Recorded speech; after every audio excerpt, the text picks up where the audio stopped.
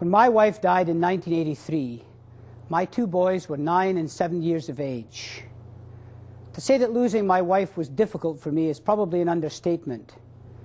But what must it be like for a child to lose a parent? It's not that it's more or less difficult, it's just different. Today on Living with Loss, we're going to hear how the loss of a parent can impact a young life.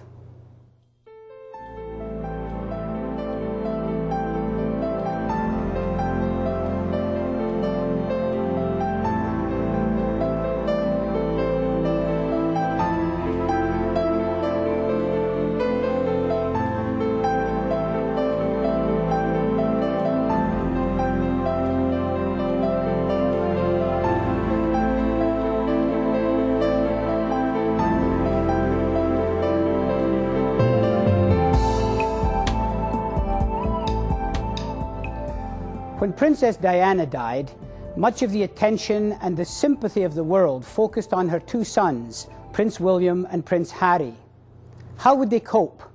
What problems would they face? What would this do for them later in life? Many of these sentiments were well-intended and justified. How are young people affected by the death of a parent? Are they affected for life? Or are kids more resilient than we adults sometimes give them credit for? How do children and adolescents view death and loss? And what are some of the issues that affect them and their reactions after a death, a divorce, or a significant loss? How should we talk to children about death and loss? And what methods are there to help a child through grief? What are some of the hang-ups that we parents and adults have about death or losses that they can transfer onto their own children? Often we say very little because we want to spare the child the grief. But young people need to talk and find their own meanings for situations. I'm joined today by a very talented and attractive young lady who has recently been an actress in the TV series Little Men, as well as appearing in several commercials. But life hasn't just fallen into place for Rachel Scarston. A few years ago, Rachel's dad contracted cancer and died, leaving Rachel, her mother, and younger brother struggling to cope with their loss.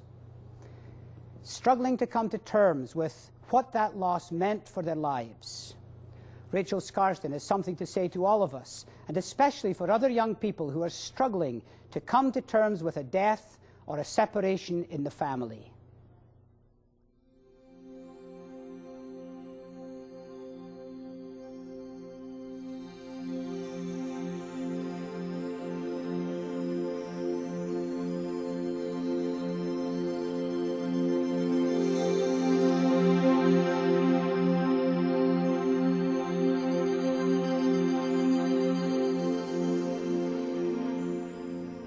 We're talking to Rachel Scarston. Rachel, welcome to Living with Loss. Thank you. And we're delighted to have you here. Your folks have been friends of mine for many years, and I'm just thrilled to have you here to have this conversation.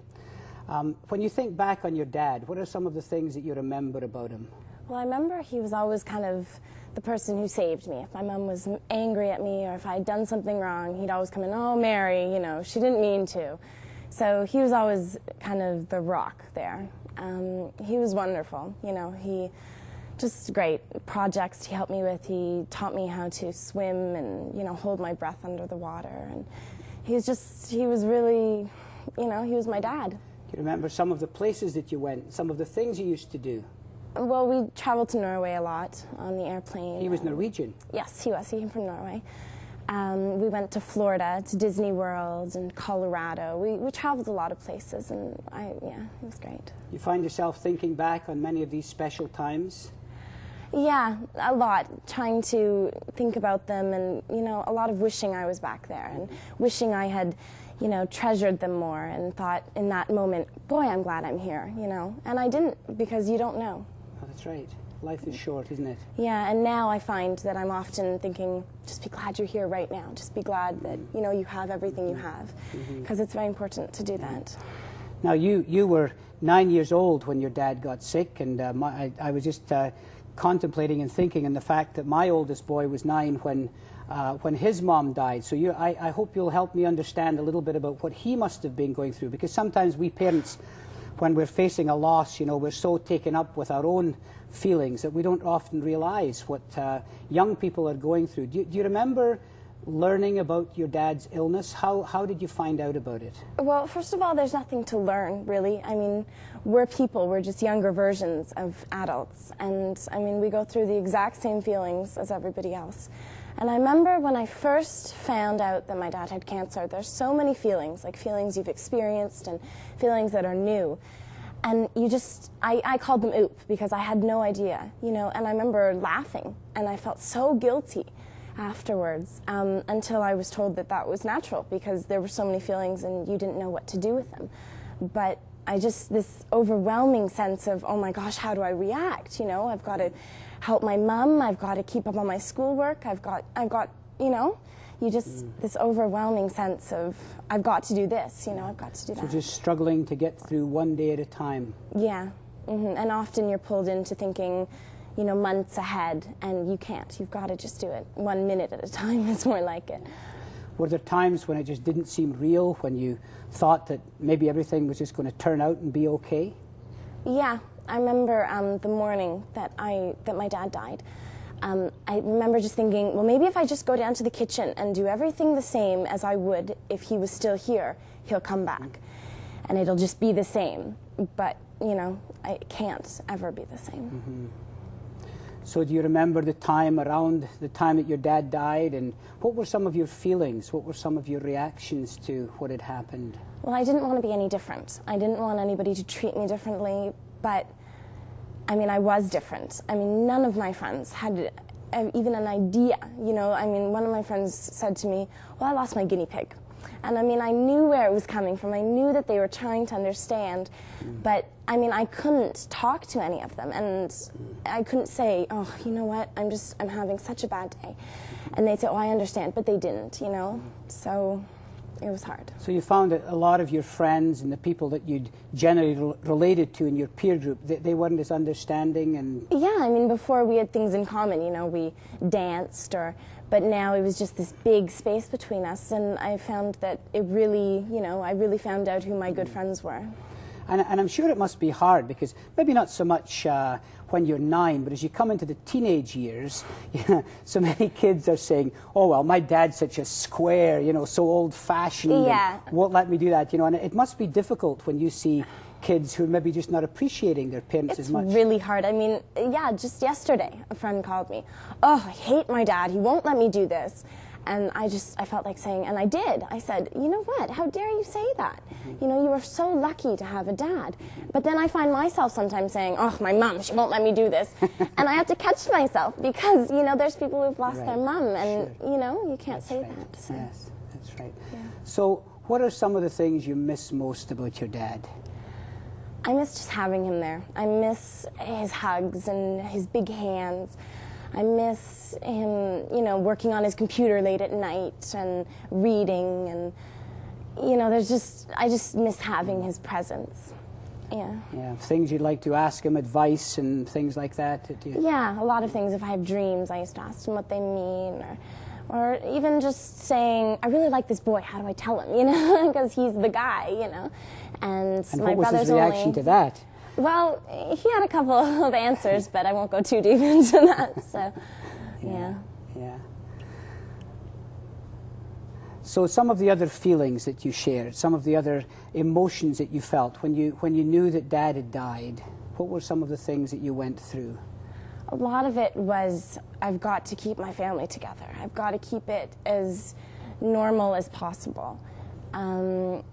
I've got to stay the same on the outside. There's so many people, looking at me and saying, oh, that poor girl, and I didn't want people to think that.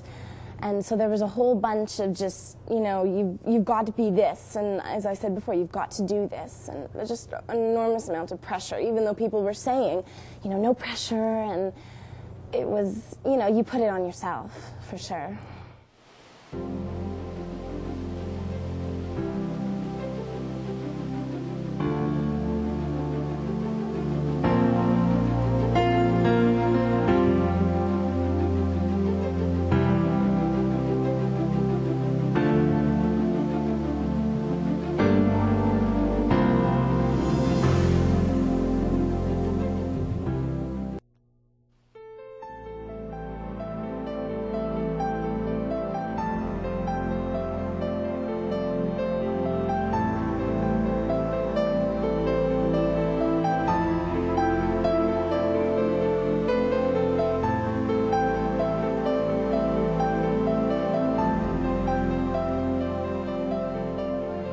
We're talking today with Rachel Scarston about how grief can affect us when we're young people. And we're joined by Eileen Ormond, who is a friend and colleague of mine. Eileen is a counsellor with New Dawn Counselling, and perhaps one of the best counsellors of children that I know. Eileen, how does grief affect a child and an adolescent? Well, I will start by picking up on one of Rachel's comments that I thought was quite insightful, that the child is a human being primarily grieving, and so all of the emotions are in fact the same as adults. However, I'd like to add to that, there is one major factor, and that is that I think children have a dual challenge of not only coping with the myriad number of emotions involved in the grief process, but also coping with the challenges of development and maturity. And that differs according to the age of the child. So I'm hearing you say that every loss will affect a child of different ages in a different way. Yes, exactly. For instance, a younger child, somewhere within the developmental range of 5 years to 8 years of age, will tend to struggle most commonly with grasping the reality of death, because cognitively the functioning just isn't all in place as it falls into place in the older age range of anywhere from 9 to 10, 11, right up to 13 years of age, which was when Rachel experienced her loss. And at that point, the challenge is somewhat different. The reality of death, although initially for every human being is a huge shock, and there are significant periods of time in which everything seems unreal, as you described, Rachel, that first morning when you woke up. But in that age range, the cognitive functions are such that the child can grasp the reality of death, that abstract, very mysterious concept, and the idea of irreversibility, the fact that this person really will not be coming back.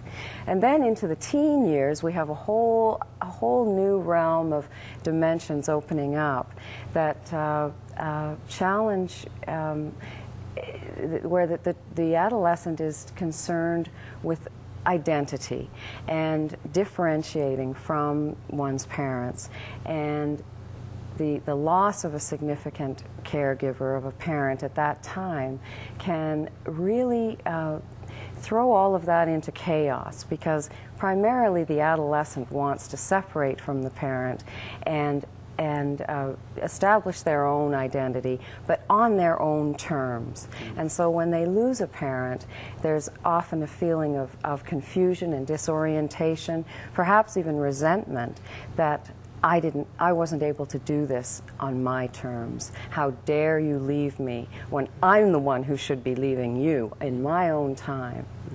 Just to give you an example. I think that as adults, we sometimes have a real struggle on how to help children, what to say to children. In fact, sometimes we talk about doing nothing to spare the child the grief. And yet, from your experience, working as you have with children individually and in groups, what have you found is most helpful for children? Well, most certainly helping the child to understand that first and foremost they are human beings, as Rachel did say at the beginning, and that what they're experiencing are very normal, common, healthy responses to the loss of a loved one. To give them clear information, particularly when children reach the age of 9 and up, to give them the facts that your fear, your feeling of confusion, your feeling that you have to keep the house in order and help mom and keep everything running all right, that's a really normal, healthy response.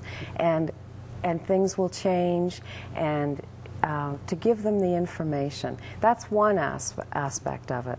The other that's equally important is to simply be there, to talk about your own, as an adult, your own experience of grief, of any losses that you've experienced in your life, and to be able to listen to all of the feelings that do come to the surface.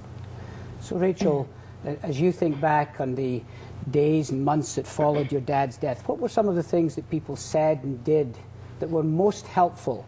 And maybe what were some of the things that you found weren't very helpful? Well, I think the most helpful thing was just a hug. Just to know that they were there if I wanted to talk to them. I didn't like when people lectured me. I like solving my own problems. So I found that that was very helpful. Things that weren't helpful were like, I understand. Like comments like that, they weren't. Because, you know, they don't unless they had actually gone through it. And I resented people for saying that. And I didn't like it. So did a lot of adults try to give you advice? Yeah, and I often found, like, well, you're not 9, you're not 10, you don't know what I'm feeling. I mean, you were, but that was how many years ago? So, I mean, I often I'm glad you weren't looking at me when you said that. Yeah, look down. But, yeah, so I found just people being there for me. So what I hear you saying, I think it's very profound, and we can maybe pick this up in a few minutes. But what I hear Rachel saying is that for her as a 9-year-old, this loss of her father meant something very specific. And unless you were a 9-year-old, and even then if you were a 9-year-old, nobody really knew what you were going through. Is that what you're telling? I had my mum, but she had lost a husband, not a father. And I had my brother, but he was a boy, he wasn't a girl. And there was really nobody there that actually understood exactly what I was going through. You know, it was, everybody's situation is different.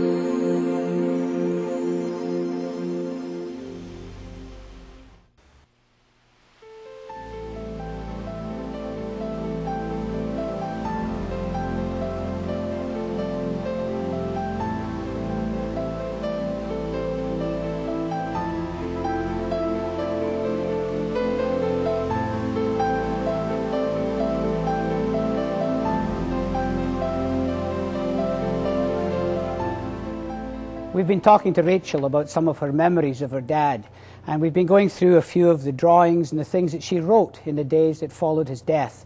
And I've asked her to read a little letter that she wrote to her dad when she was 10 years of age. Dearest Daddy, I wish you were here. In the playground, when the other kids were talking about what their dads did, I had to say my dad was this. And I really wish I could have said he is. Why did you have to die? I loved you so much. I still love you. Why not some murderer? I just want you to know that you're a great dad. So you saw your dad as being in the past, but you missed having him in the present. Yeah. Tell us a little bit about some of these drawings that you've done, some of these pictures here. Well, in the grief group that I attended, we had to show the before and after. And this was the picture before. I had my dad and my mom and my brother, and my heart was full and it was perfect. And I loved who I was. And then afterwards, in the later picture, I had to draw what my life had turned out to be. And I wanted to express that my life had been turned around. So I turned all our faces around and I had my dad missing and my heart was broken. And my life was shattered.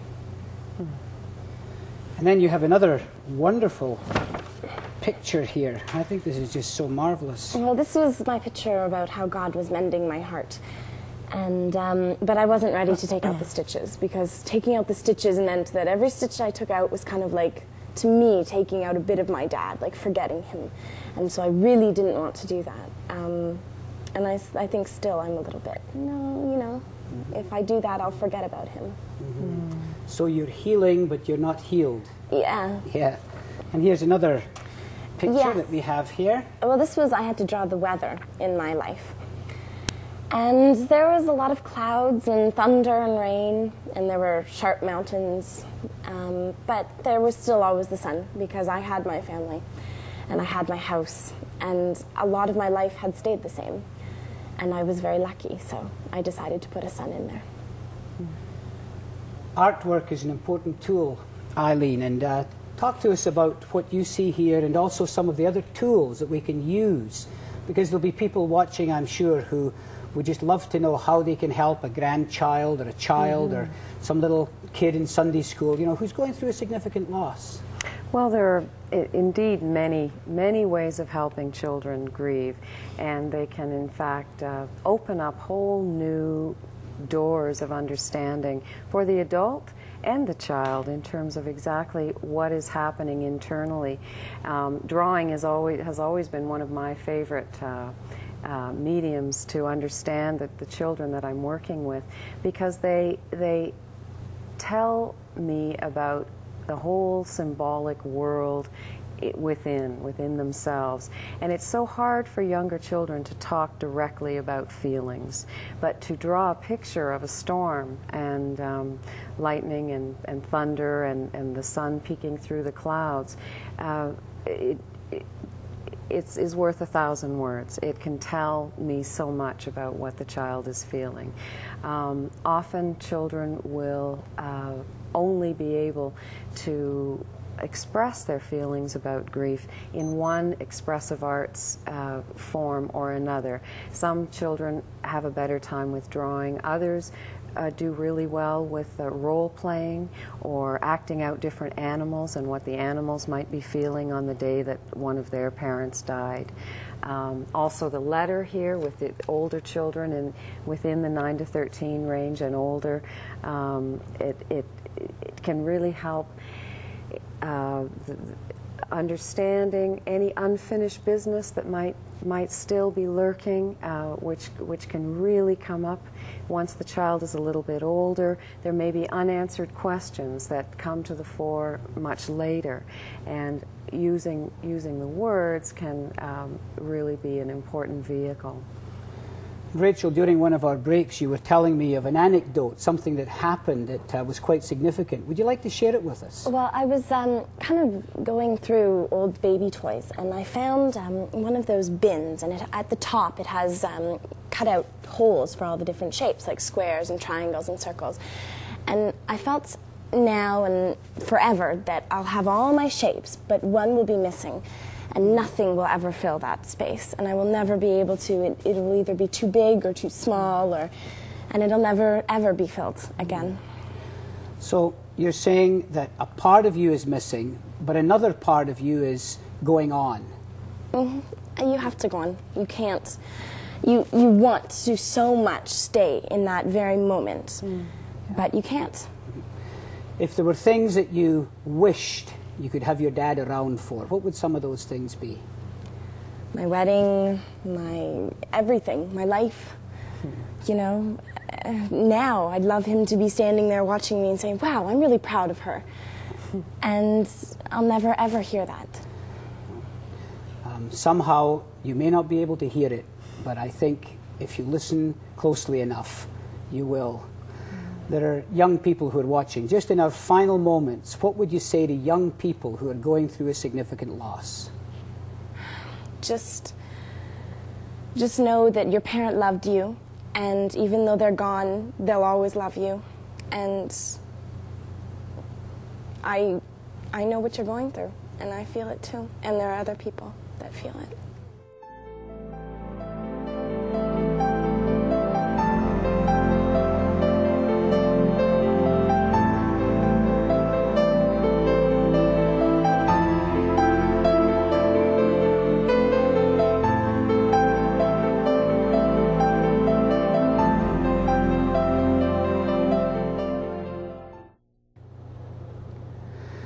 Kids have a wonderful ability to turn adversity into success.